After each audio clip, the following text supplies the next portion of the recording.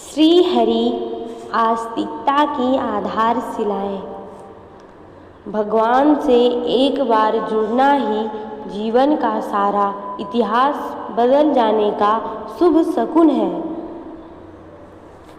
बहुत पढ़े लिखे होने के कारण कोई विश्वास चाहे न करे, परंतु सत्य तो सत्य ही रहेगा।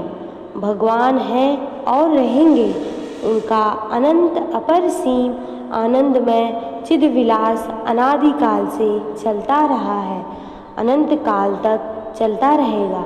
उस चिद्विलास में ही विश्व का प्रत्येक प्राणी जाने या अनजाने में सम्मिलित है।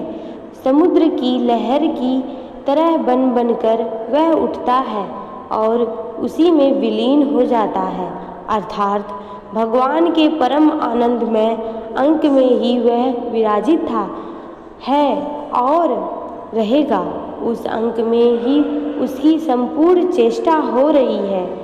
कल्पना करो, गर्भ में जब कोई बच्चा रहता है तो 5वें 6ठे महीने के बाद उसके गर्भ में चलने की अनुभूति माँ को होने लगती है।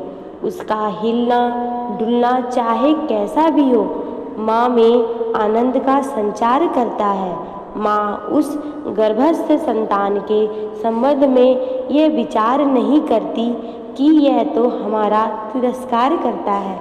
वैसे ही प्रत्येक भूत प्राणी निरंतर भगवान के गर्भ में ही निवास कर रहे हैं। भगवान के संकल्प में ही उसकी संपूर्ण चेष्टाएं हो रही हैं और उस प्राणी के अनजाने में ही भगवान के चिद्विलास का प्रवाह बड़े व्यवस्थित ढंग से निरंतर चल रहा है और अनंत काल तक चलता रहेगा।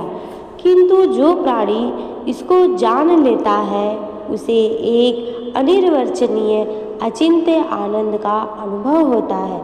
वास्तव में यह जानना और न जानना भी भगवान के सच्चिदानंदमय विलास का ही एक अंग है। सरल भाषा में इसे यूँ समझना चाहिए, जिस क्षण किसी भी प्राणी ने एक बार भी किसी भी निमित्त से झूठ मूठ ही भगवान से संबंध जोड़ लिया, उस क्षण ही सचमुच अनादि अनंतकालीन जीवन भूमिका की एक नई रूपरेखा निर्मित हो गई।